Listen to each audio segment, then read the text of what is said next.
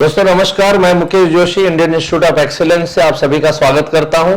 और मेरे सीरीज में अभी जो सक्सेसफुल इंश्योरेंस एजेंटों के जो इंटरव्यू लेता हूं, तो उसी सीरीज में आज हमारे साथ है लेजेंड, जिसको मैं बोल सकता हूं CB Chhetri ji, and he is from Mumbai, Vashi से बिलोंग करते हैं। तो स्वागत है सर आपका। Thank you sir. मेरे यूट्यूब चैनल पे सर सक्सेसफुल यहाँ पर जो भी लोग हैं तो उनका इंटरव्यू ले रहा हूं मैं, दर्शकों तक पहुंच रहा है। और ये चैनल के माध्यम से ऑल ओवर इंडिया के, ना ही सिर्फ all over India, even out of India के लोग जो है, नेपाल है, बांग्लादेश है, पाकिस्तान है, यूएई है, इवन कनाडा है, यूएस है, ऐसे ऐसे लोग हैं जो इंडियन लोग वहां पर रहते हैं, तो ये लोग वहां पर देखते हैं, जो हिंदी भाषी लोग हैं इसको देखते हैं। सो शुरू करते हैं आज का इंटरव्यू सीबी छेत्री जी के साथ। छेत्री सर, काफी सालों से मैं आपको जानता हूं, एकदम डायनेमिक पर्सनालिटी है, और आपका जो एक्साइटमेंट है, आप हमेशा खुश रहते हैं, हंसता हुआ चेहरा है, वो मुझे हमेशा प्रेरित करता है। I am also learning so many things from you. Thank you sir. कि at the age of 77, right, at the age of 77 आप जिस हिसाब से काम करते हो, मतलब कोई जवान आदमी शर्मा जाए ऐसा आप काम करते हो। छेत्री साहब जो है आज 7 साल से सीओटी कर रहे हैं और करीब 19 साल से एमडीआरटी में, last 19 years non stop MDRT करते आ रहे हैं, और पिछले 7 साल का उनका परफॉर्मेंस है वो सीओटी का रहा है। छेत्री साहब, शुरुआत ऐसे करेंगे कि आपने सबसे पहले इतना लेट एंट्री क्यों लिया? आपने 57 के एज में छेत्री साहब ने एजेंसी लिया, तो उसके पहले आप क्या कर रहे थे और कैसे एजेंसी लिया, उसके ऊपर थोड़ा आप लोग दर्शकों को बताएंगे। यस सर, मैं क्या हुआ था कि 1960 में 16 इयर्स एज में मुझे इंडियन नेवी ज्वाइन करने का मौका मिला एज ए बॉय। राइट। तो उसके बाद में मैं 24 इयर्स इंडियन नेवी में रहा। मैंने 1965 वार, 1971 वार में पार्टिसिपेट किया। 1965 वार में मैं INS कुकरी बोल के इंडियन नेवल शिप में था। हमने पाकिस्तानी सबमरीन गाजी को अटैक किया था, 6 लिम्बोज फायर किए थे। अनफॉर्चुनेटली उसको पनडुब्बी को हम लोग डुबा नहीं सके, और 1971 वार में उसी पनडुब्बी ने, उसी सबमरीन ने मेरे शिप को 1965 में जिस जहाज में था उसको डुबा दिया था। उसमें मेरे काफ़ी दोस्त वगैरह मारे गए थे। उसके बाद में अभी लड़ाई नहीं है, सिर्फ तनख्वाह आएगा, तो एक्चुअली क्या हो जाता है, लाइफ बोरिंग हो जाता है। लाइफ में थोड़ा सा चैलेंज, थोड़ा इधर उधर हो तो जिंदगी जीने लायक का रहता है। तो मैं फिर सोचना शुरू किया कि मैं क्या कर सकता हूँ। मैं रेडियो डिपार्टमेंट में था, क्योंकि पहले क्या होता था, जब जहाज समुद्र में जाता है तो आउटसाइड वर्ल्ड से कट ऑफ होता है जी। सो एक ही रेडियो ऑपरेटर रहता था जो संसार से फिर कनेक्ट करता था जी, क्योंकि बीच में जहाज डाइवर्जन होगा, कुछ होगा, या कुछ तूफान वगैरह आने का होगा, किस साइड से जाना है, वो सभी रेडियो की मोर्स कोड की थ्रू में होता था, डी डी डी डा डा डी डी डी करके।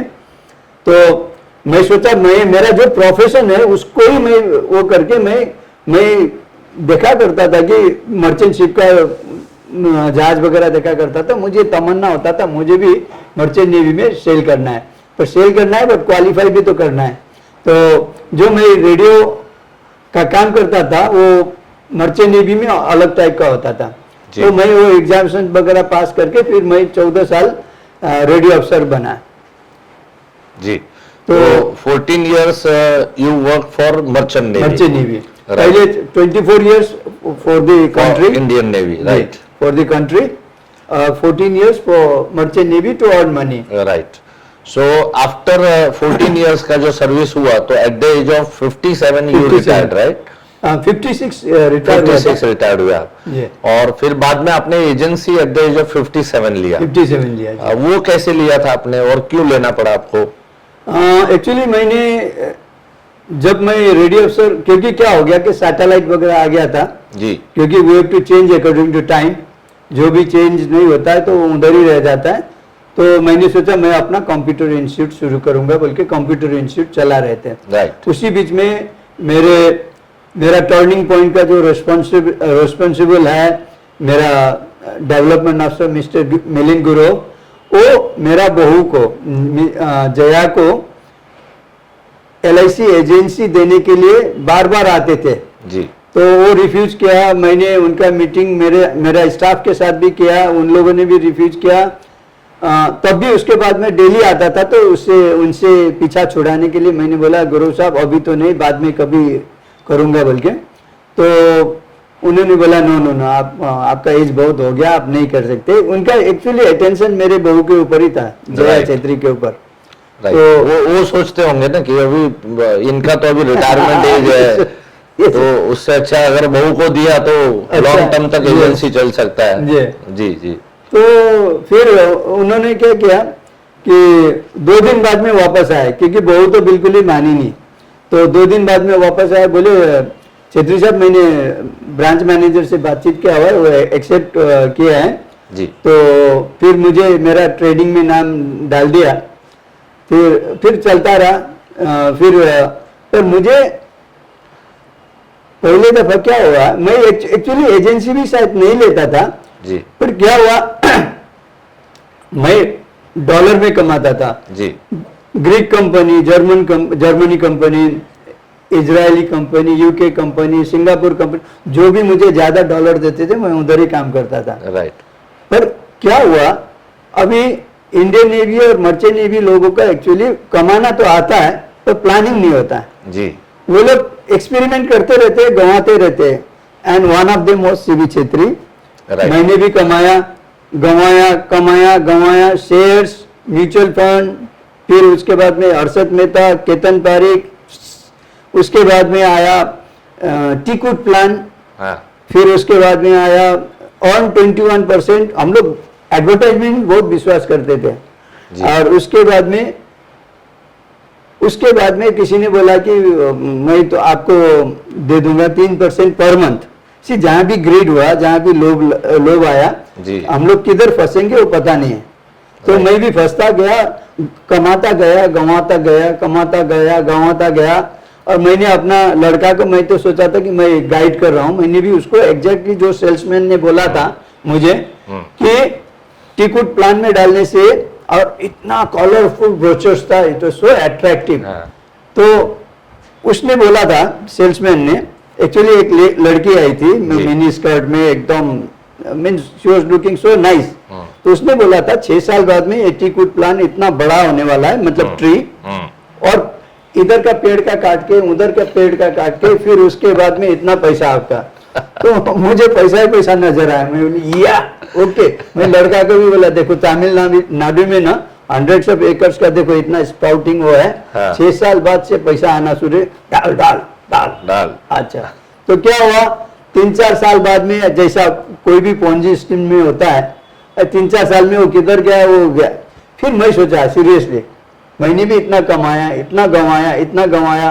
अभी मेरा लड़का भी मेरा फुटस्टेप में चल रहा है, क्योंकि गाइड, मैं तो गाइड कर रहा था बट एक्चुअली मिसगाइड हो रहा था, क्योंकि गाइड करने वाले का भी नॉलेज चाहिए ना फाइनेंशियल उसका। तो फिर मैं सीरियस हो गया कि अभी कहीं ना कहीं तो ये लैंडस्लाइड को स्टॉप करना है जी। तो मैंने सबसे पहले क्या किया कि थोड़ा सा फाइनेंस के बारे में फिर इंटरेस्ट लेना शुरू किया, मैं स्टडी करना शुरू किया। फिर जब गुरु साहब की वजह से मैं ये नया टर्निंग पॉइंट मेरा जिंदगी में आया, तो उसके बाद में सबसे पहले मुझे जहां तक ध्यान में है, गुरु साहब ने बहुत आपको फॉलोअप किया था, आपने इजीली नहीं लिया था एजेंसी, राइट? नहीं लिया था। तो कितना समय तक आपको, आपने उनको, वो आपके पीछे रहे? कम से कम 2 या 3 महीना मेरे पीछे रहे, और कांस्टेंट फॉलोअप करते रहे, कांस्टेंट फॉलोअप करते रहे, राइट। और मैं मना भी करता रहा। एक्चुअली पहली दफा ट्रेनिंग में नाम देने के बाद मैं गया भी नहीं था जी। सेकेंड टाइम मैंने बोला था स्टाफ को कि कल एक दिन मैं जाऊंगा ट्रेनिंग में, क्योंकि मुझे ना गुरु साहब से पीछा छुड़ाना था जी। तो एक ही दिन जाऊंगा, उसके बाद नहीं जाऊंगा बोल के गया था। तो जी।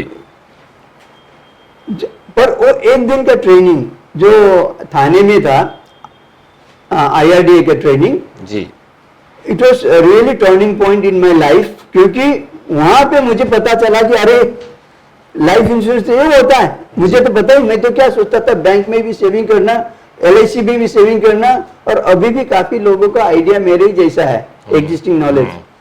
तो एक दिन का ट्रेनिंग में शायद मुर्दे भी होते तो शायद अपने ग्रेवयार्ड से वो खड़े होके चलना शुरू करते थे। वो इतना मोटिवेटिंग था मेरे लिए। राइट।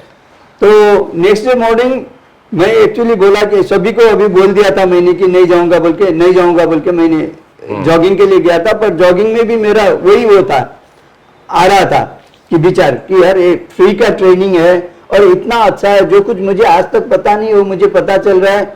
तो फिर आधा उसमें वापस चला गया। मैं बहू को बोला, बहू can you manage the institute for about 15 days, I am going for training. उसने बोला यस आई कैन मैनेज। तो उसके बाद में ट्रेनिंग के बाद में गया।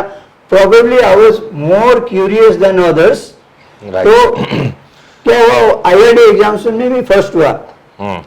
उसके बाद में मैंने इधर उधर देखा नहीं सर, मैं सिर्फ मतलब मैं तो ऐसे मेरे जैसे छेत्री को ढूंढ रहा था कि कौन कौन छेत्री जो इधर जहाँ लोग पहुंचे नहीं, जहाँ उनको एजुकेटेड नहीं किया है। Right. तो इसीलिए आज ना जी Sahara, Sharda, NSCL, Twinkle, PAN card, Sanchayita, Pearls, ऐसे पोंजी स्कीम में लोगों का फंसता रहता है। And I was one of them. Right. I lost lot of money. तो आपने बहुत सारे पैसे गंवाए हैं। Yes, sir. तो इसके लिए अभी आपको लोगों को ये शिक्षित करना अच्छा लगता है कि ये सही जगह है और ये जगह से आपके पैसे जाएंगे नहीं। जी सर। राइट, ये भरोसा आपको आया पूरा उसके भरोसा। बाद में। राइट। तो इस तरह से आपने एजेंसी फिर शुरू किया। जी सर। और छेत्री साहब, एजेंसी के शुरुआती के दौर में अक्सर हर एक एजेंट को काफी सारी दिक्कतें आती है कि कहाँ प्रोस्पेक्टिंग करे, कहाँ जाए, क्या बात करे, कैसे करे। तो ये आप बड़े आसानी से कैसे कर पाए आप? सर पता नहीं, आई थिंक मुझे क्या लगता है, ये ना मेरा पैशन जैसा हो गया जी कि मुझे ना लोगों को कम से कम बताना है कि LIC क्या है, इन्वेस्टमेंट और इसमें LIC में क्या फर्क है, वो मुझे बताना था। जी। तो मेरा काम बहुत ही इजी हो गया। मैं कभी स्ट्रेस में पड़ा नहीं, क्योंकि मुझे ये नहीं था कि मतलब कमीशन कमाना है बोल के वो एटीट्यूड नहीं था। Right. उनको एजुकेट करना मेरा वो इंटेंशन लगा मुझे। Right. तो मैं पहले तो लिस्ट बनाया लोगों का, कौन कौन मेरा दोस्त है, कौन कौन मेरा रिलेटिव्स है। सबसे पहले तो मैं रिलेटिव, सबसे पहले तो एट द एज ऑफ 57, उस टाइम पे मेरा एज 57 हो गया था। Right. तो एट द एज ऑफ 57 मैंने अपना इंश्योरेंस किया। जी। उसके बाद में मेरा लड़का, लड़की, बहू, ज्वाई, भांजा, भांजी, जो भी रिलेटिव्स था, पहले रिलेटिव्स का मैं करता गया। और जिसके पास भी मैं गया और अपना वो बताया, सर मैंने कभी भी ना किसी को मैं LIC एजेंट हूँ, मेरे लिए प्लीज कुछ करो, मैं ये नहीं बोला है। मैं उनको यही बताता था, जो भी मुझे समझ में आया था, मैं उनको यही बोलता था कि देखो भाई, लाइफ इंश्योरेंस में ये होता है, यदि आपको लगेगा कि आपके फैमिली के लिए अच्छा है तो आप कर लेना।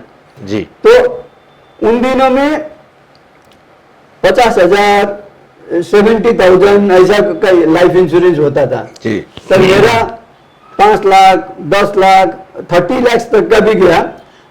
तो उन दिनों में सम एश्योर्ड में सर गिना जाता था, जो भी 1 करोड़ का सम एश्योर्ड करता था, जी, जी। उनको करोड़पति बोल के उसका फ्लैश हर जगह लगाया करता था। 18 जनवरी 2001 में मेरा लाइसेंस मिला था।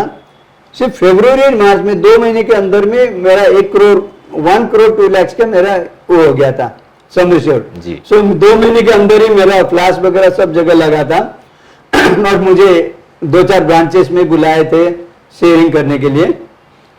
मुझे अच्छा लगता गया, आई वॉज मोर मोटिवेटेड।